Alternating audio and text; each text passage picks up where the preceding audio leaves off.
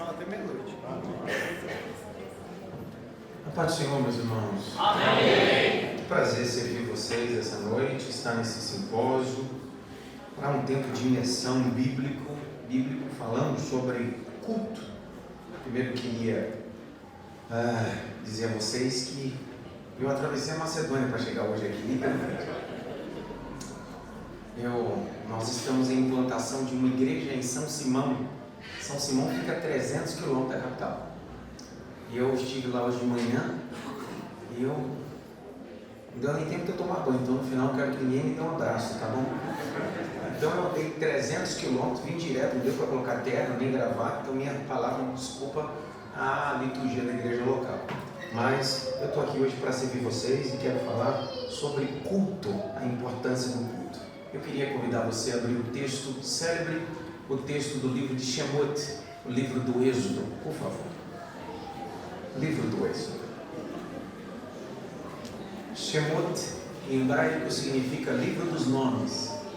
Grite bem alto, livro dos nomes. Livro dos nomes. Não, direitinho, diga, livro dos nomes. Livro dos nomes.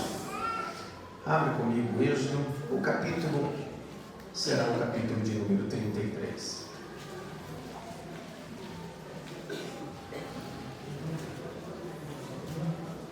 Quem trouxe caneta?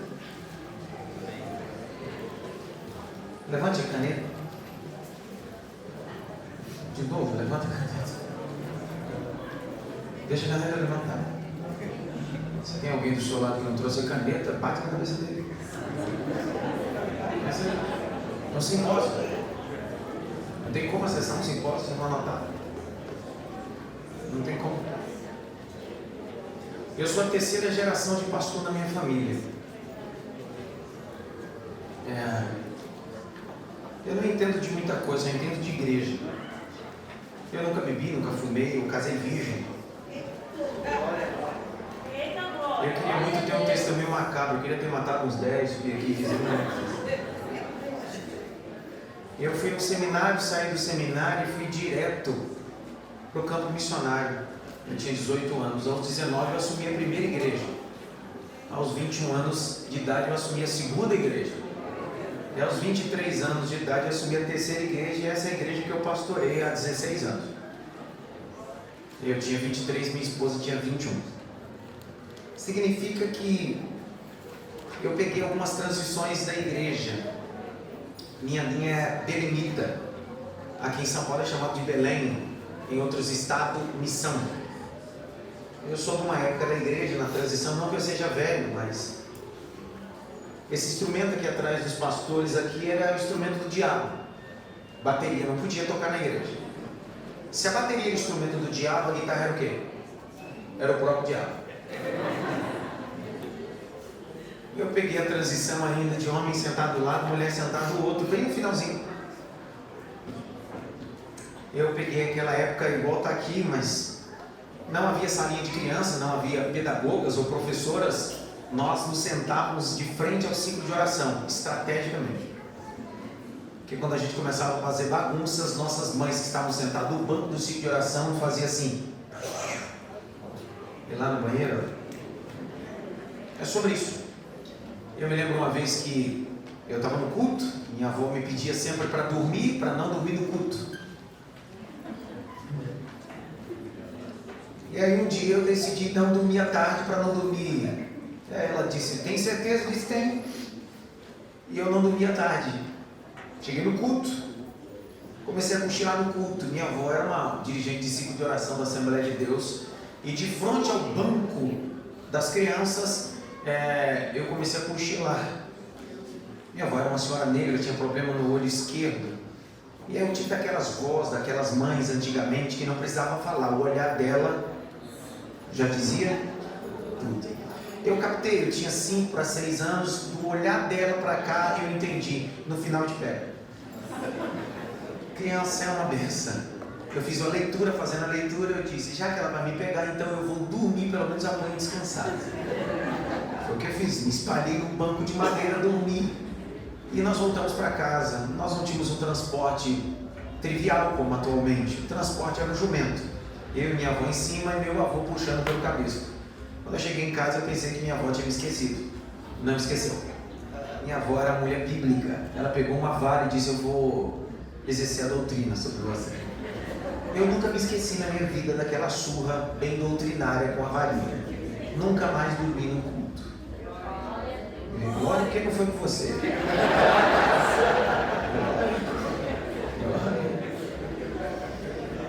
Misericórdia. Então, algumas coisas ao longo da vida a gente vai descobrindo que o culto é um ambiente sacro. Mas a gente precisa desfrutar dessa liberdade. Tudo que é legalista demais perde a liberdade. Tudo que é livre demais se torna libertino. A ideia é desfrutar da liberdade. Grite bem alto, liberdade. Liberdade. Só que na pós-modernidade, algumas pessoas estão tão livres que estão desconectados da santidade da adoração. E eu quero parabenizar o pastor da igreja, toda a diretoria, por reunir a igreja nesses 4 dias para vacinar, instruir sobre a importância do culto. Até porque muitas pessoas estão nelas há muito tempo e não sabem o que fazem. Ninguém fala nada comigo. Tem gente que prega no culto, mas não cultua.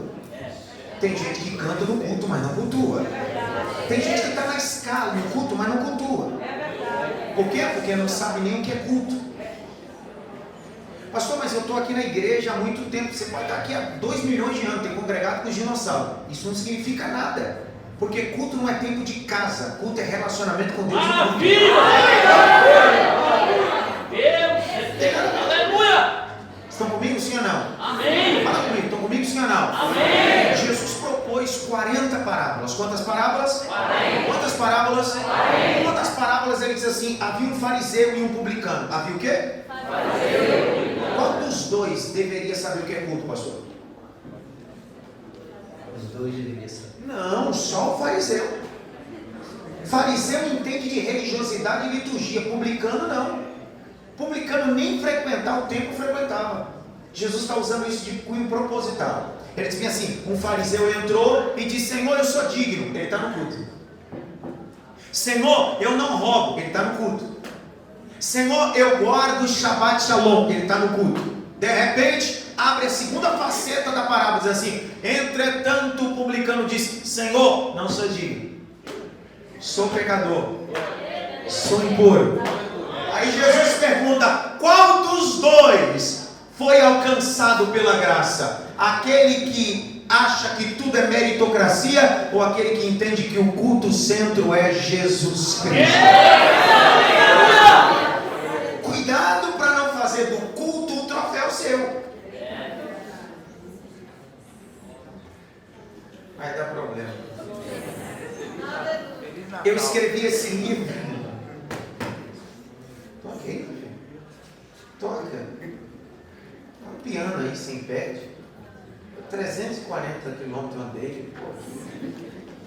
Vai ver se eu não canto um louvor para Jesus.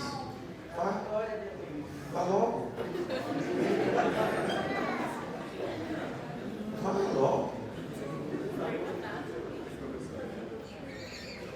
Isso. Aleluia. Tenho vontade de cantar o Seu Pires.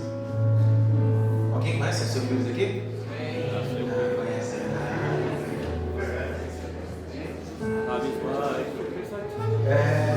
Moriá.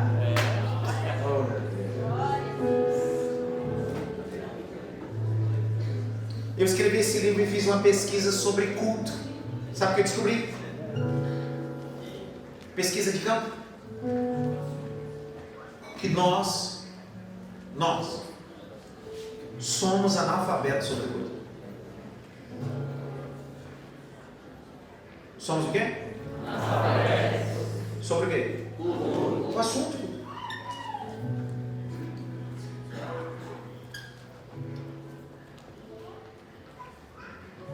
Jesus um dia disse: em vão vocês me adoram. Porque adoração não é com os lábios, adoração é com... Culto não é ambiente de performance. Não vai entrar? Levítico o livro cerimonial do culto, a coisa mais importante era a performance do culto, lei. Na lei, o que valia era a mitra. Na lei, o que valia era o incenso, estoraque, ônix, galba.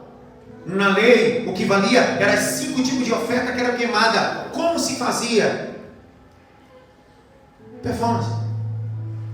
Na graça ela vem Jesus. Ele disse: é sem performance.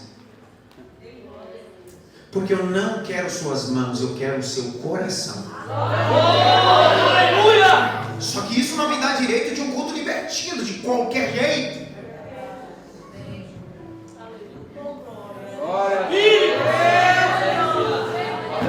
Como entender isso então? Por que Jesus disse: em vão vocês me adoram? Porque me adoram com os vossos lábios, mas o vosso está o quê? Longe. Ajuda, Deus! Aleluia! Minha religiosidade está perto, mas o meu sentimento está longe dele. Você sabe que a palavra adoração é uma palavra grega, proskineu. Qual é a vocalização? Proskineu. Proskineu no grego é a junção de 2 palavras: prostrar e beijar. Porque toda pessoa que decide adorar, decide prostrar e beijar os pés daquele que venceu a morte. Sabe? Quando a gente se torna adorador, o lugar mais alto que a gente chega é aos pés de Jesus. Eu vi a mãe. Não. Quando a gente é adorador, a gente não tem nenhum resquício de soberba. A gente entende que o pé de Jesus é o maior lugar que a gente pode chegar.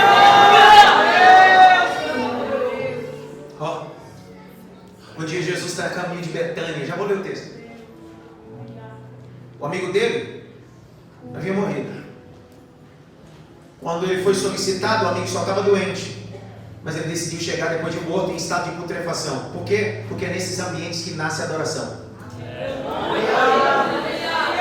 Adoração não nasce nos ambientes favoráveis. Adoradores nascem em ambientes desfavoráveis. Quando Jesus está chegando em Betânia, uma pequena aldeia, a Marta foi comunicada. Sabe teu amigo? Amiga da sua família? Aquele a quem vocês se hospedaram? Aquele onde você fazia comida para ele? Sei. E vocês mandaram um recado dizendo que o Lázaro estava doente e ele não chegou nem para curar, nem para o culto fúnebre. E chegou depois de 4 dias em estado de putrefação. Ela disse: sei, está chegando aí. A Marta é temperamental, a Marta não aguenta. A Marta vai em direção a Jesus. Antes de Jesus chegar na aldeia, o texto diz que ela chega até Jesus assim: se o Senhor estivesse aqui, meu irmão não teria morrido.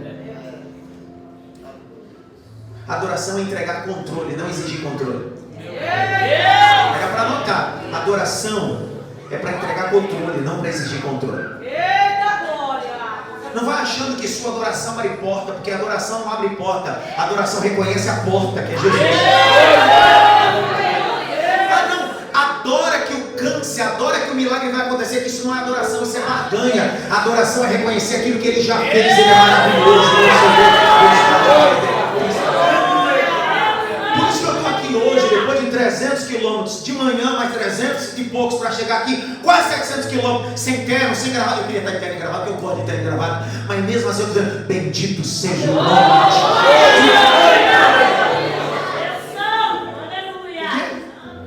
Porque quando me faltar terno, quando me faltar gravata, não pode me sobrar, me faltar adoração. Olha para cá, presta atenção, eu já vou ler o texto e eu vou terminar.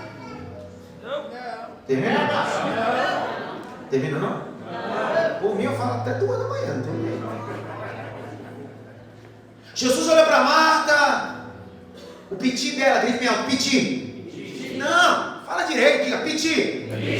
Porque adorador não dá piti, adorador reconhece. A Marta foi para dar piti. Às vezes a gente dá piti no culto, sim ou não? Sim. Eu já dei. Posso confessar no pecado? Eu já dei piti. Sabe quando você está tomado de dificuldades assim: Senhor, mas eu sou tão fiel a Ti. Eu estou aqui na igreja. Tem tanta gente fazendo o que não presta, eu estou na tua casa. Isso é os pitis gostam. A gente quer mostrar para Deus que a gente merece alguma coisa. Só que a adoração mostra para nós que a gente não merece nada. Ele é Cristo. Jesus olhou para Marta e disse para ela bem assim: ei, chama a tua irmã. Está sobrando Marta e faltando Maria. Vou de novo. Está sobrando Marta e faltando Maria. Está falando, só falta falar o nome.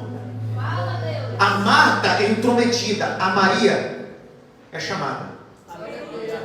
Enquanto a Marta está de pé e dizendo: se o Senhor estivesse aqui, meu irmão não teria morrido. Jesus olha para ela e diz assim: eu vou parar, vou esperar. Enquanto Maria não chegar, eu não saio do lugar. Aí, olha isso aqui, você vai dar glória. A Bíblia dele. A Marta vai em casa, onde Maria está? Está como? Em casa, sentada. Porque quem confia em Deus pode passar pelo luto, pode passar pela dificuldade, mas sabe que o Senhor é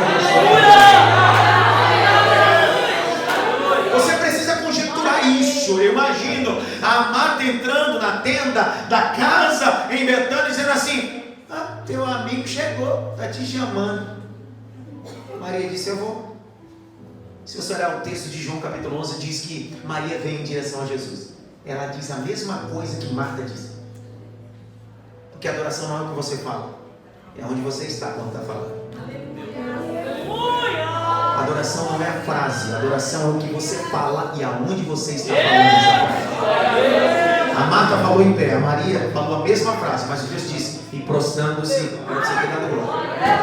E prostrando-se, caiu aos pés de Jesus e disse: se o Senhor estivesse aqui, meu irmão não teria morrido.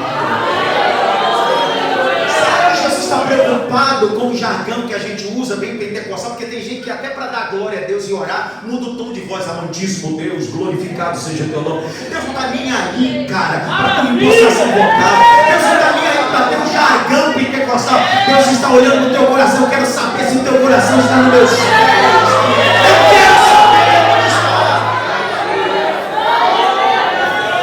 A Maria se lança, diz a mesma coisa que Marta, mas ela diz aos pés. Marta fala em pé. Gente altiva.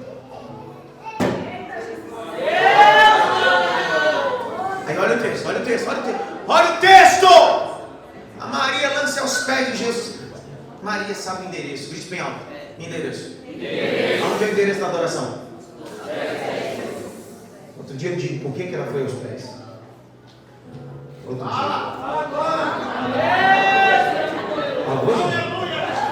Fala ou não fala? Ensinador é igual cozinheiro. Tem cozinheiro e cozinheiro aqui? Tem alguém aqui? Cozinheiro e cozinheiro é assim: só faz comida para quem gosta de comer. Ensinador só pode ensinar para quem quer aprender. Cozinheiro não perde tempo para fazer comida para quem não gosta de comer. Ensinador só pode ensinar para quem quer aprender a palavra. Presta atenção nisso. A Maria está aos pés de Jesus. E por que essa mulher está aos pés? Toda vez que você olha a Maria, ela está aos pés. Qualquer hora que você lê Maria, irmã de Lázaro, onde ela está? Aos pés. A pergunta é: por que essa mulher está aos pés? Você não der glória, você vai ver. A Bíblia diz em Apocalipse assim: e eu, João, estava numa ilha chamada Patmos, e eis que vi o Senhor. Os seus olhos eram como chama de fogo, o seu cabelo era branco como a lã, havia uma veste de talar. Aí o texto continua: e os seus pés eram latão reluzente. Latão reluzente era cobre polido, e cobre polido é espelho. Aí olha o detalhe do texto: e eu, João, quando olhei, vi os seus pés como cobre polido, como espelho, não aguentei, caí aos pés dele. Se os pés dele eram tão polido que é espelho, adorador que é adorador não tem tempo para olhar para a vida alheia. Quando está aos pés de Jesus, reconhece que é fraco, que é dependente.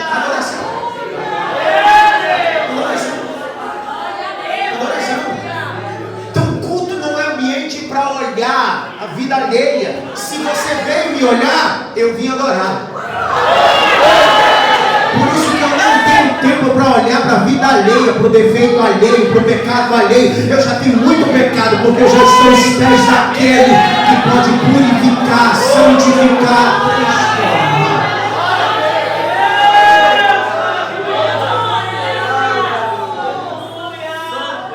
Grite bem alto, adoração. Não, direito, diga adoração. Quando você está em um nível, em um ambiente de adoração, você não olha primeiro o pecado alheio, você olha primeiro o seu pecado. Porque no ambiente da adoração gera espelho, e o espelho tem a capacidade de revelar quem somos, não o que seremos. Maravilha. O Tiago diz que a palavra de Deus é o quê? Espelho. Já se olhou para o espelho? Tá bom ou ruim que você está vendo? Algum tá ruim. Outro dia fui no culto, o irmão disse bem assim: irmão, todo mundo aqui é bonito, porque depois que você aceita Jesus, você fica lindo. Mentiroso, é gente feia. É de Jesus, mas é feio não. Olha que luta, que feio. Então a palavra é espelho, a palavra é o quê? Ei, toda vez que você é exposto a um ambiente de adoração a Deus, você percebe quem você é. Mas também você tem o poder de olhar o que você pode se tornar. Não é todo o poder, porque Jesus nos deu poder, mas quem tem todo o poder é Ele. Olha o que diz Isaías, no ano que morreu Eusias: eu vi o Senhor assentado sobre um alto e sublime trono, o seu séquito enchia o templo. Havia acima dele quem? De Jesus, ou de Deus, ou de Baruch Hashem, do Eterno, Adonai, serafins. Cada um deles tinha 6 asas, com 2 cobriu os ossos, com 2 cobriu os pés, com 2 voavam, e clamavam uns para os outros, dizendo: Kodesh, Kodesh, Kodesh Yahvé Sabaoth, Santo, Santo é o Senhor dos Exércitos. Aí o texto diz: e eis que eu continuei olhando e disse: ai de mim, que sou um homem de lábios. Já percebeu? Ele só percebeu que é um homem de lábios impuros quando os serafins começaram a adorar. Então a adoração mostra para você o quão impuro você é. Ele diz: eu sou um homem de lábios impuros, habito num povo de impuros lábios. Ele não vê o defeito alheio primeiro, ele vê primeiro o defeito dele. E ele diz assim: eu vou perecendo. Aí olha o texto de Isaías: e eu olhei, e eis que um serafim com uma tenaz, uma alicate, pegou uma brasa debaixo do altar, voou em minha direção, tocou dos meus lábios e disse: a tua iniquidade foi purificada. Meus irmãos, o que foi purificado não foi pecado, foi iniquidade. Pecado é errar o alvo. Iniquidade é quando o pecado se institucionaliza.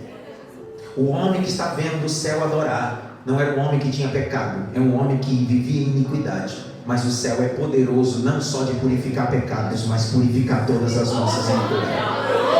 Quando o céu toca a brasa nos lábios dele, o Senhor não olha para ele e diz assim: Isaías, eu quero te usar. Não, o céu não diz isso. O céu lança para o alto: a quem enviarei? Quem há de ir por nós? Mas só alguém que entende que é pecador, que agora foi purificado pela brasa, diz: eis-me aqui. Diz bem alta: adoração. Revela quem eu sou. Olha aqui pelo menos para três assim: quem é você? Sabe? Quantos anos esse menino tem? 5 anos. Sabe? Meu avô era pastor do interior do Cangaço. Não podia televisão na nossa casa. Diziam que era pecado. Um dia eu fui com meu avô visitar a casa do pastor presidente. E o presidente tinha um neto como meu avô. Ele me levou para o quarto do pastor e abriu o guarda-roupa, tinha uma televisão escondida. Ele pregava em cima do púlpito dizendo que era pecado, mas tinha dentro do quarto. Os adoradores não escondem nada, os adoradores apresentam tudo. Os adoradores não são hipócritas, os adoradores não cobram uma coisa e vivem outra, os adoradores entendem o princípio. Sabe? Eu fui criado dentro de um sistema que eu tinha que dormir de calça e camisa, combinação.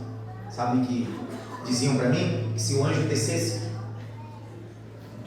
vai dar problema. Diziam para mim assim, ó, se o anjo descer e você não tiver de combinação, não tiver de camisa, não tiver de calça, o anjo sobe com a tua vitória. Os legalistas ensinam muito mais sobre traje e menos sobre adoração. Por isso que Jesus disse, em vão vocês me adoram com os vossos lábios, mas o vosso coração está distante de mim. Pastor, o senhor veio mudar a doutrina, os usos e costumes? Pelo contrário, eu vim dizer para vocês que a adoração não começa com aquilo que eu visto, a adoração começa com aquilo que eu sou. Pegue na mão de alguém e diga assim, tem um coração de adorar.